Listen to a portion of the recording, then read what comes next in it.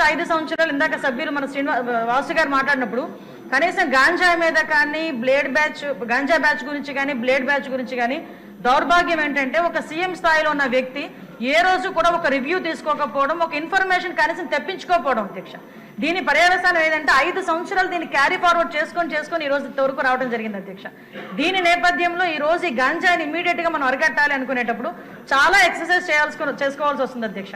System ని కూడా మనం మళ్ళా రిపేర్ చేసుకోవాల్సిన పరిస్థితి ఏర్పడింది అధ్యక్ష. ఇంతకు ముందు గాంజాకి సంబంధించి పైనుంచి ఏజెన్సీ నుంచి కిందకు వచ్చే సిచ్యువేషన్ లో ఎన్ని చెక్ పోస్టులు ఉన్నాయని నేను వైజాగ్ సిపి గారిని ఒకసారి నేను హోమ్ మినిస్టర్ అయిన వెంటనే మాట్లాడితే కేవలం 2 సీసీ కెమెరాలు ఉన్నాయి, చెక్ పోస్టులు ఉన్నాయి, దాని దగ్గర 2 సీసీ కెమెరాలు ఉన్నాయని చెప్పారు అధ్యక్ష. అంటే చెక్ పోస్టులు కూడా పెట్టుకోలేని పరిస్థితులు అయిపోయింది. ఈ రోజు మళ్ళా తిరిగి గాంజా నిర్మూలనకి పర్టికులర్ గా ఎక్కడెక్కడైతే ఏరియాస్ నుంచి అయితే మనకి ట్రాన్స్పోర్ట్ జరుగుతుందో ఆ ట్రాన్స్పోర్ట్ అన్ని ఏరియాలలోని కూడా చెక్ పోస్టులు ఏర్పాటు చేసుకున్నాం.